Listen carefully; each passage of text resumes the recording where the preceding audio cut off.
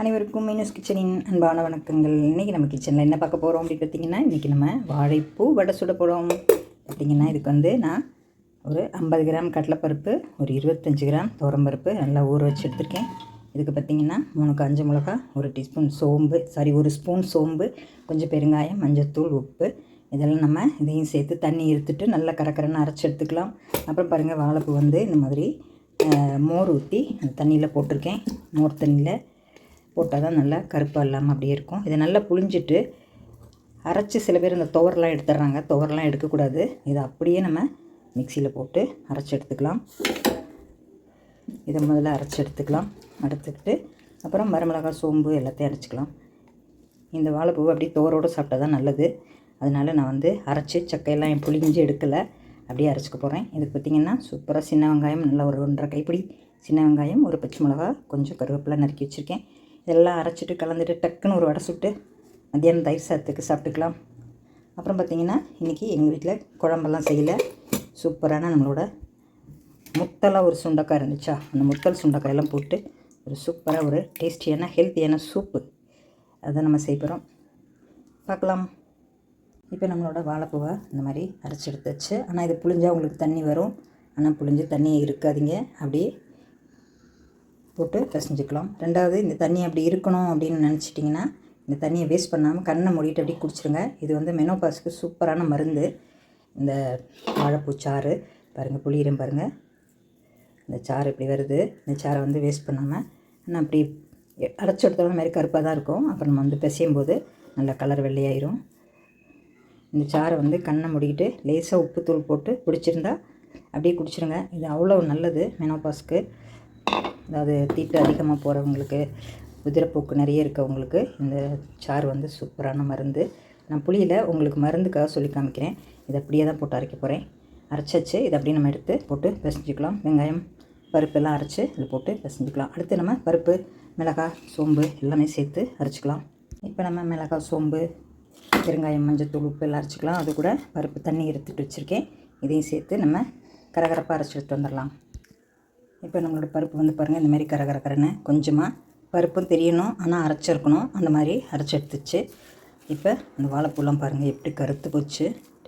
அது அப்புறம் பிசைஞ்சு போடும்போது சரியாக வந்துடும் உங்களுக்கு. இப்போ நம்ம இது கூட நறுக்கி வச்சுருக்க சின்ன வெங்காயம் நல்லா அப்படி கையில் தேய்ச்சி விட்டுட்டு போடுங்க. அப்போ தான் அந்த நெருக்கமாக நறுக்கி இருக்கோம்ல நைஸாக, அதெல்லாம் உதிர்ந்து கிடைக்கும் ஒன்றா. இதுக்கு வேணால் நீங்கள் இஞ்சி கூட சேர்த்துக்கலாம், பிரியமாக இருந்தால் தேங்காய் கூட சேர்த்துக்கலாம். ஆனால் வெங்காயத்தை போட்டுட்டு ரொம்ப நேரம் தட்டாமல் வைக்காதீங்க, தண்ணி விட்டுக்கிட்டே வந்துடும். அதனால் வெங்காயம் போட்டு பிசைஞ்சாச்சுன்னா உடனே தட்ட ஆரம்பிச்சிடணும். அப்படி இல்லை உங்களுக்கு தட்ட இப்போ டைம் இல்லை அப்படின்னா வெங்காயம் சேர்க்காமல் தனியாக எடுத்து வச்சுக்கோங்க, ஃப்ரிட்ஜில் வச்சுட்டு. அதுக்கப்புறம் நீங்கள் வேணுங்கிறப்ப வெங்காயம் நறுக்கி போட்டு சுட்டுக்கலாம். இப்போ நம்மளோட சூப்பரான வாழைப்பூ வடை தட்டி பார்த்துடலாம். இப்போ நம்ம அரைச்ச வாழைப்பூவை இந்த மாதிரி உருட்டியும் வச்சுருக்கணும். முன்னாடியே உருட்டி வச்சுட்டா தான் நமக்கு டக்குன்னு தட்டுறதுக்கு தேவையாக இருக்கும்.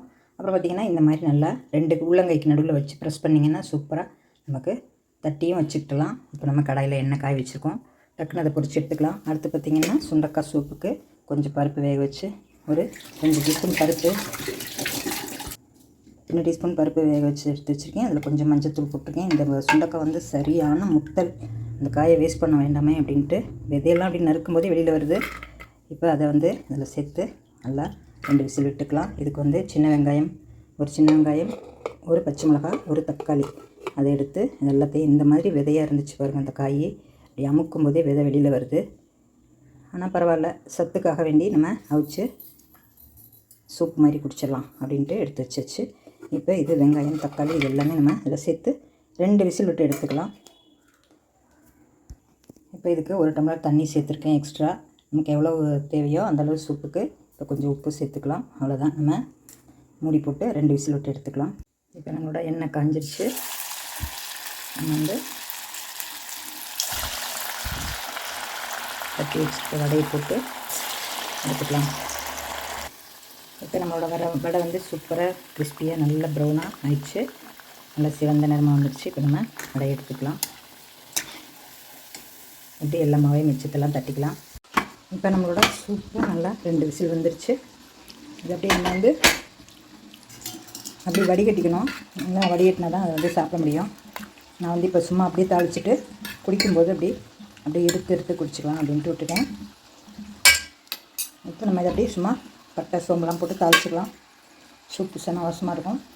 அப்புறம் பார்த்திங்கன்னா நீங்கள் வாழைப்பூ வடை தட்டும்போது இந்த மாதிரி லேசாக தட்டிக்கோங்க. அப்போ தான் வந்து உங்களுக்கு நடுவில் எல்லாம் மாவு இல்லாமல் இருக்கும். பாருங்கள், நம்மளோட சூப்பரான முறுமுறு வாழைப்பூ வடை கிறிஸ்பியாக எப்படி ரெடி ஆயிடுச்சு. இப்போ நம்மளோட சூப்பு தாளிச்சிக்கலாம். நான் இப்போ வந்து குக்கரில் ஒரு ஸ்பூன் ஆயில் சேர்த்துருக்கேன்.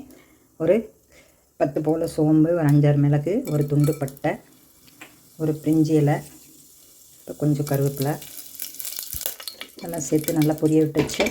பொரிஞ்சதுக்கப்புறம் நம்மளோட சூப்பை வந்து இதில் தூக்கி இதை எப்படி வடிகட்டிட்டு சாப்பிட்ணும். இல்லைன்னா அடியில் பூரா விதையாக இருக்குது பாருங்கள். இதை மட்டும் வடிகட்டி எடுத்துக்கணும். நான் இப்போ வடிகட்ட நேரம் இல்லாதனால அப்படியே விட்டுட்டேன். லேசாக ஒரு கொதி. இப்போ வந்து உப்பெல்லாம் செக் பண்ணிவிட்டு உப்பு பத்தலைன்னா போட்டுக்கலாம். இப்போ நம்மளோட சூப்பு வந்து நல்லா கொதிச்சிருச்சு. இப்போ நம்ம அடுப்பு ஆஃப் பண்ணிவிட்டு இதை வந்து ஒரு சட்டியில் மாற்றிக்கலாம்.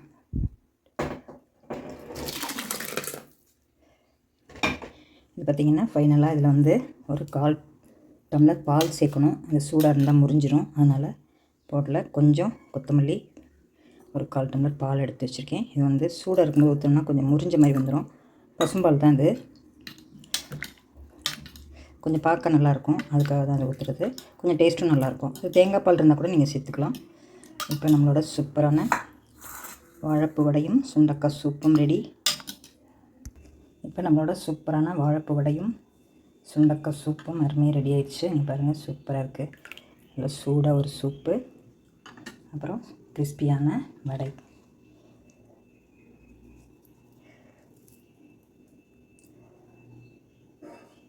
ஓகே ஃப்ரெண்ட்ஸ், நீங்களும் இது மாதிரி செஞ்சு பார்த்துட்டு உங்கள் கமெண்ட்ஸை சொல்லுங்கள்.